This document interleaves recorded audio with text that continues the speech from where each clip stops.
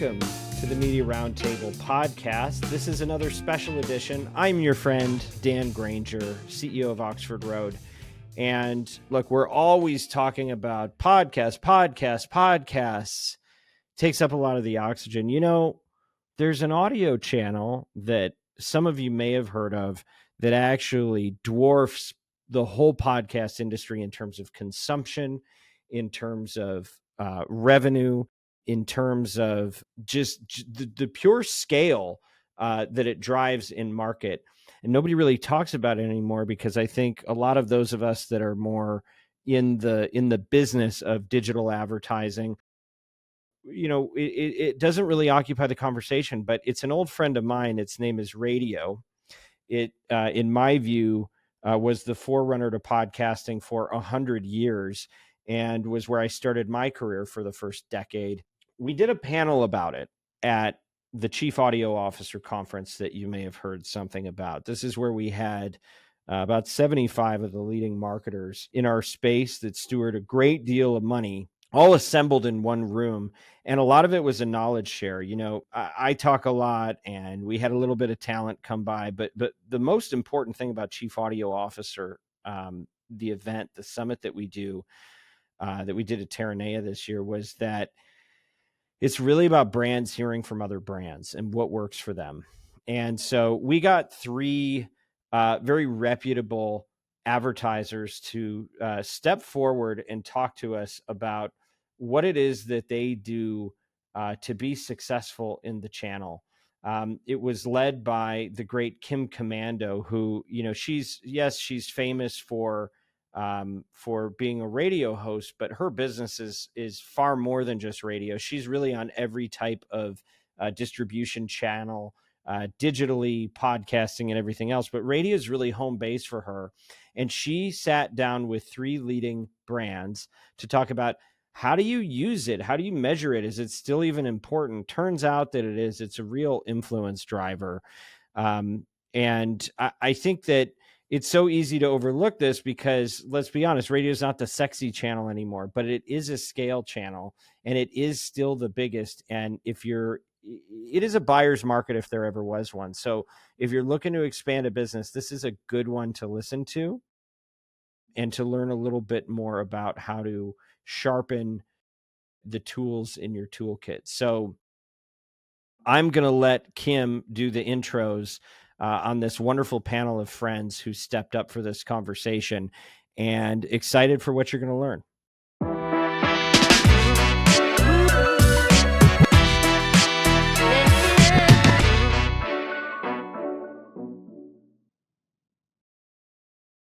All right, we're in for a real treat. I'm Kim Komando. Does everybody know me? Yes? Love that. We've supported so many brands with the Kim Komando show, and thank you for all your support over the years. All right, we have a great group. Come on in.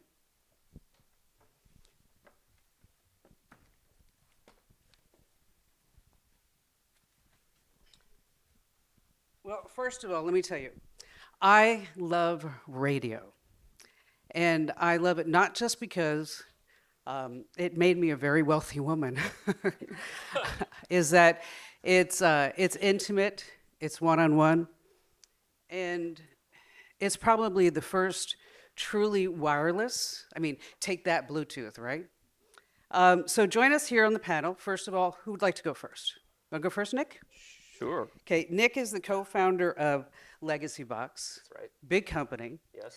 2 million families. Yes. Taking their VHS tapes. People remember those, right? Slides. Yeah. Photos. Even old film reels. Film reels, really? A third of what we process is film from the 50s and 60s. Wow. And then bringing them into the digital age. Yep. 225 techs. 60,000 square feet you have? 110,000 square feet. And now 110,000. Yeah. Wow. So how many different personalities have you worked with over the years? Oh gosh. I feel like we've been on everything over the years. Okay. A lot. But you've never been on my show. That's true. Okay. I stand corrected. I mean, I stand corrected. okay. What is up with that? I didn't know I'd be on the hot seat. Okay, I'm not going to, I don't mean to Oh my belabor a gosh. point. I'm Okay. just saying. Okay. But I'm we glad can you're fix here. that. Okay. Okay, and Mike, welcome. Hello. DraftKings, big company. You're the Yes. senior growth marketing manager there? Yes. Okay. What a war. Try to win local markets, national markets, where maybe the product isn't even legal. Yep. It's And then you been a do wild 7 years. you do all of these great relationships. And one of the things that I will say as a DraftKings host is that every time I do the copy, I sit there at the end and I say, do we really need to have this disclaimer? I mean, it's got to be 45 seconds. It's a I hot mean, topic. Yes, it is. definitely. Well, thanks for being here. Ryan, welcome. Thank you. Longtime marketer. You've Yes. worked with big brands like LegalZoom, Shutterstock, Constant Contact, Chief Marketing Officer. Boy, you've just, and I understand that that performance and metrics is your middle name. Is that true? It's actually Lewis, but sure, yeah. I see.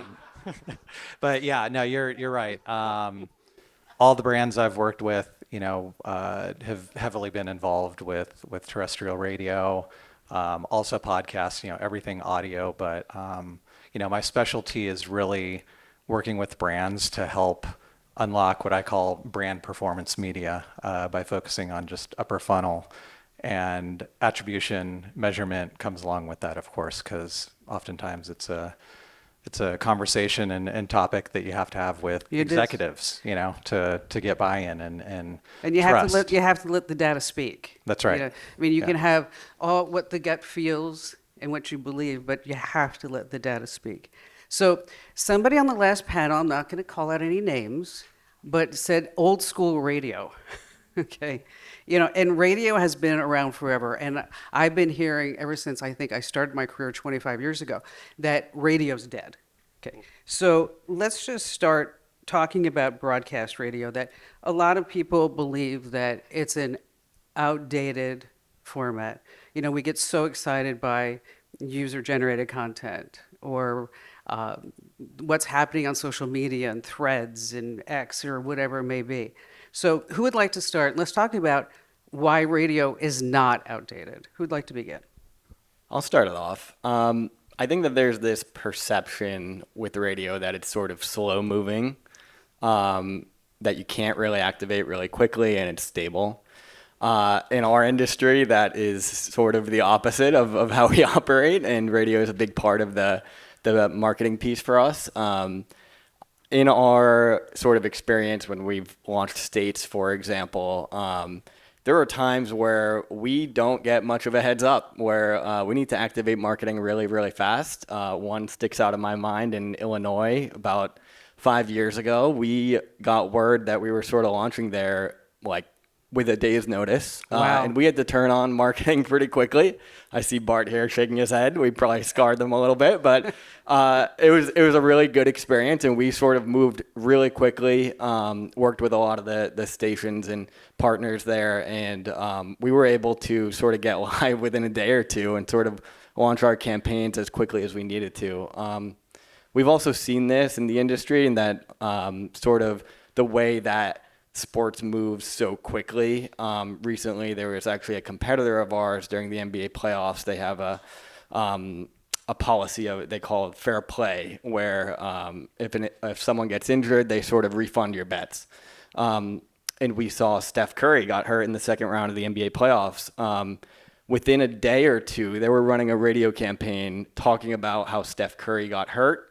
And they were running promotions saying, we have this policy. And I thought that was a really, really cool sort of activation that they ran. And it just shows that if you have the right pipelines and you're sort of prepared in advance of setting it up for success, you can activate the medium really, really quickly. And I think, and that says a lot about copy change too. I mean, 100%. I mean, I can get copy change on Wednesday, and then on Friday, that's just it's recorded, it's approved by the client, it's put in traffic scheduling, and it's that flexibility and the spontaneity. And we're going to talk about host-read reads later on. But is there anything that you'd like to add, Ryan, to that? I mean, I was just going to say, call it outdated, call it whatever you want. We saw some of the slides that Dan presented. People are still listening every day, hours. And, it's not dissimilar to podcasts in the sense that, you get a lot of fanatics and people that just listen to their favorite programs religiously. But the beauty of terrestrial radio and how stations are programmed and the content that they're creating, oftentimes it's Monday through Friday, 3 hours every single day. It's something that people tune into all the time, becomes part of your life, and they're listening intently. And, they pick up what the hosts are putting down, and they live it and they breathe it, and they just become extremely attached to it. And of course, you've built a business. Yeah, I think I would want to like flip the perception. I think from our perspective, radio's been a consistent workhorse. It's been a huge catalyst for growth for us. We're a bootstrap company, so we've never had external funding. We started the company just buying ads on AdWords on Google. Okay. And we had to make sure every ad dollar worked. Like when you're bootstrapped, you don't have something to fall back on. So people are like, when were you profitable? And you're like, well, the first day or we die, And so, we were tutored in taking these like risks on Google and putting like, let's try $50 in the Google machine, see if that's going to give us back any return. And then we sort of graduated from there to catch the wave of Facebook as it was starting to get advertising. And then we met up with the folks at Oxford Road about a decade ago, and Dan pitched us all these opportunities on radio. And those were really big bets for us at the time. And Oxford Road proved to be incredibly helpful stewards of those tests for us. But we just saw them as massive catalysts for growth, as a megaphone to reach customers that we weren't previously, and something that we saw create a huge halo effect on all of our D2C online I was business. going to ask you about that because that's really important. Yeah. I mean, when you do take out radio, do you see lift in your other marketing efforts? Yeah, I think our marketing mix is more complicated these days, so it's hard to see lift. But I think in those early days when we were more simplistic, we definitely saw it initially, where we test out these radio bets and see this massive lift that we can actually measure in at the time was Google Analytics. So we know it's there. And radio does work. I mean, so often I will tell somebody like, oh, I'm on the radio, and they'll be like, you're on the radio? I'm like, yes, I'm on the radio. But people are listening. And it's kind of for me, I like radio because, I love the format. I really do. It also, as a personality, gives me a certain amount of anonymity that now that I'm doing video podcasts, I'm not really keen on that because now I go places and like my sister told me recently, when you go to the supermarket, you really need to dress a little better. And I'm like, but because I guess somebody at the market called her and said, I saw your sister and I had my hair up like, one of those buns at the top and so on. But let's talk about radio when, as far as we know that it has this massive appeal. And, you talked about going into niche markets. When you start talking about radio internally, how do you sell radio to people on the team that are really very digitally focused and they want to buy Facebook ads and they want to do reels and shorts and all that other great stuff, and they may look at you with that stink eye saying like, what are you really thinking? How do you combat that? Yeah, I'd say we do actually see very, very solid performance on radio, and it's been a part of our marketing mix for pretty much a decade now, ever since I joined the company. And it's in the hosts that we work with and sort of the way that we buy it and pulse it on and are able to sort of capture, share a voice is an important thing for us during key sporting time periods. And radio is a great way to sort of reach a really big audience. And also we can sort of measure the performance down to a single station and really be able to optimize our portfolio really well. So that is sort of a beneficial part of the fact that we have done it for 10 years is we have so much data at this point that we are able to sort of take a look at it at an ongoing basis and sort of evaluate, where are we seeing success and where should we be investing our money. Rion, you have anything? Yeah, I mean, it's hard to have those conversations these days. You've got CEOs and CMOs sitting in front of investors and boardrooms, and everyone wants their data and their ROI projections based off what you project and what you're going to get out of a certain spend, and it's hard, especially if you're a brand that didn't really start out advertising in radio or audio, so you didn't really see those early growth kind of jumps. If you're already spending across a lot of different channels, the waters are extremely muddy, and it's really hard to get a good gauge and go to your CEO and just say, hey, you will get this from this spend. But if that's the case and you are trying to get started, I would recommend a smaller approach. Try and relate to who you're talking to, your CEO. Are there any programs or stations or anything that they listen to, so That's they a can good kind point. of picture that. If not, start small. Think of what's endemic to your brand. Is there a program, even if it's just in one market, or a station just in one market, that you can focus on and go heavy within that, and then measure the signals that you're getting from that market, and you will see lift. It's just a good kind of small way to approach, and then you can kind of gradually build from there. And then how did you guys do it, Legacybox? I mean, I think it's a little different because my co-founder and I we make the bets. And so I think it was really conversations in the early days with Dan and the team at Oxford Road and saying, hey, these are really tremendous opportunities and we think these will work for your business. And so we just green-lighted a few tests, and we saw all the potential of radio, and then just kept going down that road.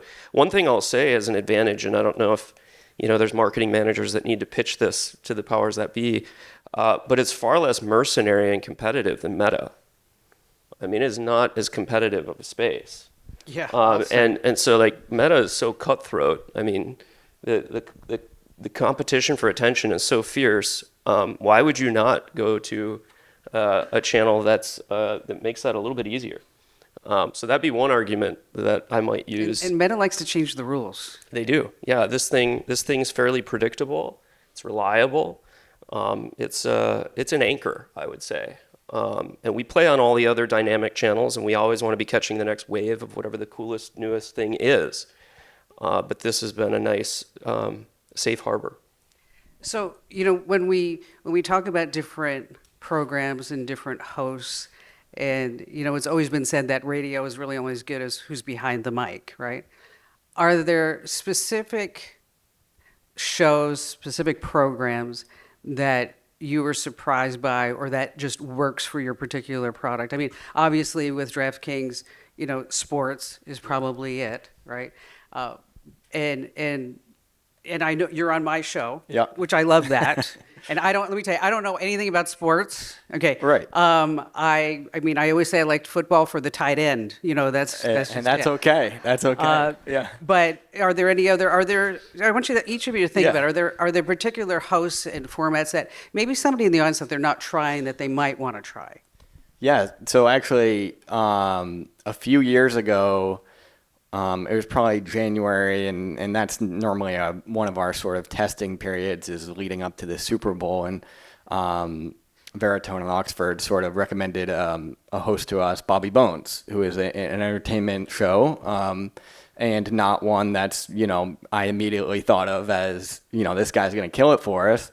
But it was worth a test and sort of an important time period for us. And the results were outstanding. We found out pretty quickly that Bobby was a bettor, and he was really enthusiastic about the product. We started seeing him tweet about things naturally. We weren't even, kind of caught me off guard, and we saw tremendous results. Since then, we've built a really good relationship with Bobby, and he's been a stable part of our portfolio. And it just goes to show that, you know, if you have someone who's enthusiastic about the product or at least is able to talk to their audience about the product, and we kind of just let them do their thing, you can see great success. And I am a big advocate of testing into a variety of people. And you know, if they know how to speak to their audience, it can resonate, whether or not it's directly sports or some other genre. And Ryan, what do you say? Yeah, I mean, I'd say just have an open mind, first of all. You know, I've seen probably every different type of show and genre work, honestly. You know, from like I was saying before, endemic type shows, you know, and when I first started at LegalZoom, you know, I kind of inherited some great programs like Handle on the Law, you know, a KFI show in LA, and it was performing great. But then, you know, you build from there and you see, you know, some of the shows, whether it's sports, whether it's, you know, political talk, where people are just like highly interested and highly engaged, mass audience, you know, those can resonate extremely well. But the key, I think, is having the host embrace your brand and understand your brand and be able to speak to it authentically. I mean, that's what we heard from Stephen and Ben last night. It's super, super important. You know, that's probably the key. You know, forget about genre necessarily, as long as people are super engaged and super opinionated and interested in the content. You know, beyond that, you just have to have host buy-in. Yeah, and that's a really good point, because you know, I've heard it where, and I know everybody in this room has, where you have a host and they're reading the copy, you know, and you're like, oh my gosh, it sounds so, I mean, horrible. I mean, they're not enthusiastic to even be there. So how can somebody be enthusiastic to actually, you know, go to a website or check out a different product? Now, we're not going to talk about you not advertising on my show. So I won't say it again, I promise. Okay. I won't. But no, what hosts, seriously, what hosts have worked for you? Yeah, well, you said surprising, or if there's something surprising. I think what surprised me is conservative. Oh, really? Conservative radio has worked phenomenal for us. And, I don't know, we could say what we want about our product. I don't know if you could sort of speculate maybe why a Legacybox resonates with conservatives more than liberals. I don't know why. We've tested, like Ben suggested last night, go ahead, test my podcast, test Pod Save America. We did that. We did that multiple times. We've been on Ben for a decade, and That's Pod great. Save America's dried out. And so I don't know. That's been a surprising thing. And I guess one thing I'd want to encourage folks to do is to give it a shot. I think there's less competition in conservative because a lot of people are afraid of controversial points of view. But that just means it's more efficient media, and there's opportunities there. Yeah, but I mean, you have a product that everybody needs. I mean, Yeah, that's truly. what's surprising to me about it. I mean, because liberals have everybody- families too. Yeah, well, that's right. But I mean, but everybody in this room, everybody in the room, whether they are liberal or conservative, Yes. but maybe the conservatives are more concerned about passing it on. Maybe so. Is that we have all these tapes, and we have all these slides, and we, you know, I mean, my mother left me with boxes of VHS tapes, and I'm like, okay, now what do we do with them? I mean, it's just kind of nuts. When we talk about the hosts and we talk about whether or not it actually works, okay, there's always, you know, use promo code Kim, or go to simplysafekim.com, or go to privacykim, or you go to netsuite.com/Kim. And it's really hard to figure out sometimes if that truly works, right? Especially with Google just filling it in. If you go to NetSuite, you're going to go to netsuite.com. There's no chance to even have that attribution. How do you deal with that, Nick? Attribution? Yes. You know, we've had all these complicated models. We've done the spike analysis. We've had all the promo codes. We've had landing pages. We've had all the stuff that everybody does. And what's shocking to me is just a simple post-purchase survey is super accurate. You know, tell us where you first heard about us. That's what's relevant in the customer's mind. And even if we've cross-checked that against more sophisticated models, it tends to be very accurate. And it is accurate. That's what I was saying. Yeah, we rely on it heavily, and we check it all the time because we're like, well, is that right? Are we skewing the results? Should we ask the question a little differently? Could it be that simple? Does it help if you have the host's picture on the landing page? What do you mean? Like, so if you say to go to legacybox.com/Ben, that if Ben's on the picture, we just find that so many people, like, there's a portion of people that might go to that landing page, and there's a portion of people that might even remember to use the promo code, but a lot of people don't. so it's just They'll hear you on the show, and then they'll just Google you and click on the link. That's true. So I think over time, we've seen a diminishing number of people actually going to those kinds of specified pages or using those kinds of codes. And so, not that they're still not a relevant signal, but we find the best signal to simply ask. That's perfect. What do you think? We actually do. So we use both. Promo codes are sort of a staple of our measurement, and we do see plenty of people put them in, but it is not the full picture, and we realize that, and it's sort of a triangulation method of using survey results. So we are also asking people how they heard about our product.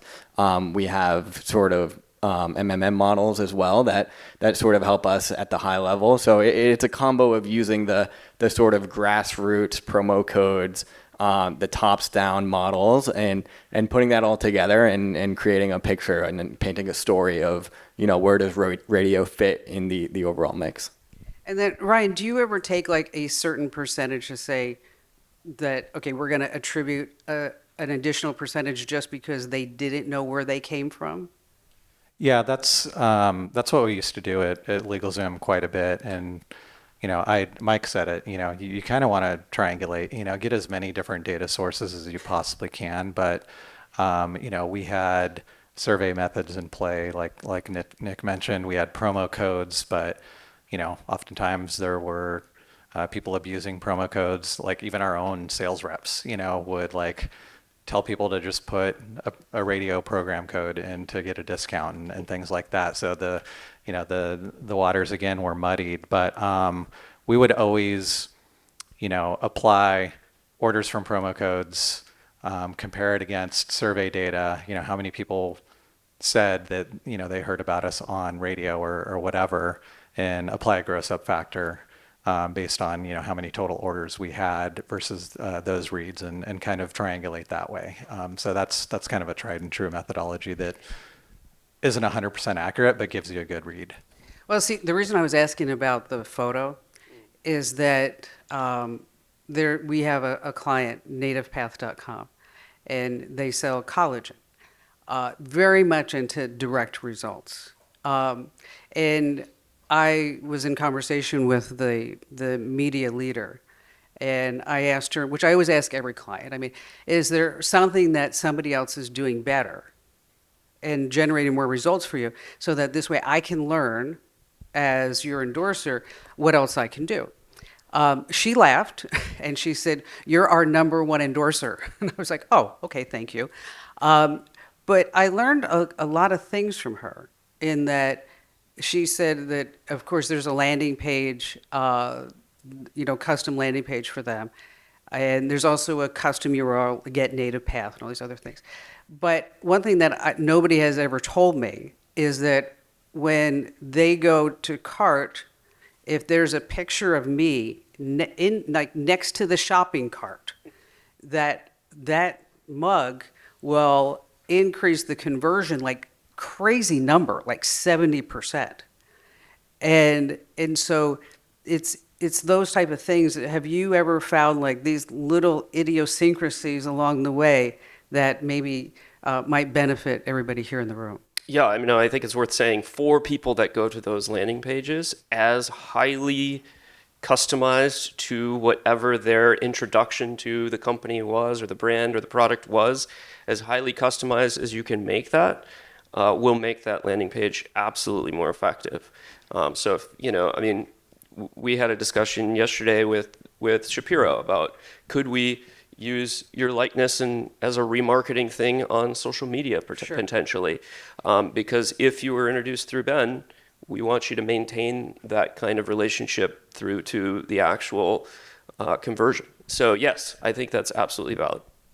Yeah, and I would say just sort of, for lack of a better phrase, like using common sense for us. Like we have tried promo codes, we've tried landing pages before. We found that actually that doesn't work for our brand, but it's because we're a heavily app-based product, and sort of the way that we think about it is how can we make it as easy for someone to sign up and also get our attribution. And we found that sort of using landing pages is actually introducing another step to the process of you got to go to the page and then you got to go download the app. So I think it is very sort of brand specific and thinking a lot about the customer and sort of what do they care about and what do they want to see, and how easy can you make it for them to go through that process to ultimately engage with your brand.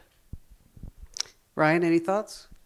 Yeah, I don't really have any, data-driven anecdotes about landing pages or anything like that. But, we used to run brand awareness surveys at LegalZoom, and we were trying to track, how many people knew one of the co-founders and spokespeople for the brand was Robert Shapiro. Just for that connection, and was it worth it to have them in TV creative and things like that. And so every time we would ask who the LegalZoom spokesperson is, trying to see if they would say Robert Shapiro, most people would say Rush Limbaugh or Sean Hannity or Bill Handel, people like that. All of our radio endorsers, by far more than Robert Shapiro. So it was, again, just that connection, that people made, from the radio programs and the hosts reading ads and endorsing them, really made an impact years later. It does. I was probably one of the first hosts with Carbonite. David Friend, the founder of Carbonite, came to Phoenix, and he had a check for $25,000, and he said, "I want you to endorse Carbonite for $25,000." And I said to him, "I need you to come back when you have $100,000, and so take your $25,000 and go." Okay.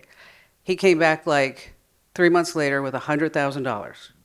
And I was the first place where Carbonite ever advertised, before Limbaugh, before anything like that. And Carbonite was with me probably 10 years. And then that was probably maybe 12 years ago. Okay. I still get people who write me and say, "I have Carbonite today." I mean, and I'm like, dude, they haven't even been on the air with us for like 10 years. But we do establish those relationships. The hosts establish those relationships. And that's why it's always so important to get the right host for whatever your brand may be. Yeah. We still have a common survey response for Rush. Oh, do you? Coming through, and it reminded me of the discussion last night about just these intimate parasocial relationships, like both in the shows but also with the audience. So I I live in Phoenix, and I also live in Santa Barbara. And in Santa Barbara, I generally, because my boat is a little bit larger, is that it's like the race boat. And so this past spring, my boat was the race committee boat for something that was going on. And I had the past president of Univision on. And he came up to me and he said, Kim, thank you for having us on your boat. And I know what you do on radio. And he said, do you know what I think of radio? And I said, what? He said, it's a cucaracha. And I looked and I said, what? He said, radio is a cucaracha. We keep stamping it out. We have nuclear wars and all kinds of things, but that cucaracha just keeps coming up. And ever since then, I thought, radio's a cucaracha. Thanks for being here, guys. Thank you. Thank you.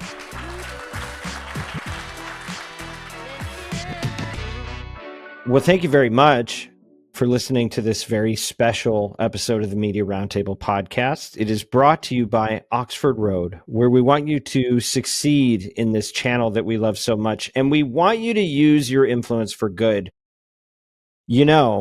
As a member of the marketing community, you have the power to advance voices that don't just entertain, but edify, and to build bridges across differences and preserve fair-minded discussion. It's one of the best parts about podcasting, as I call it, the greatest canvas in media for the free and open exchange of ideas. You get to be a part of it. If you're a marketer and you want to align your brand values with extraordinary, life-changing, and it truly can be, business outcomes, reach out to our agency. It's called Oxford Road. Go to oxfordroad.com. Do subscribe to our newsletter. It's called The Influencer, and we love feedback, good, bad, or otherwise. If we can do a better job at this show, you want to give me some tips on how to do a better keynote next year, hit us up, info@mediaroundtable.com. We have a sister podcast that comes from the great Stu Redwine. He leads creative around here, and it is called Ad Infinitum. It is about the business of creating effective advertising using the spoken word. Thank you to everyone, because it takes a village to pull this thing together. I'm not even going to try to thank all the people that made the summit happen. But special thanks to Haley, to Ruby, to Bianca, Kyle, Prince, Rob, Neil, Olivia. The team at Podcast One helps us a lot. As always, please influence responsibly.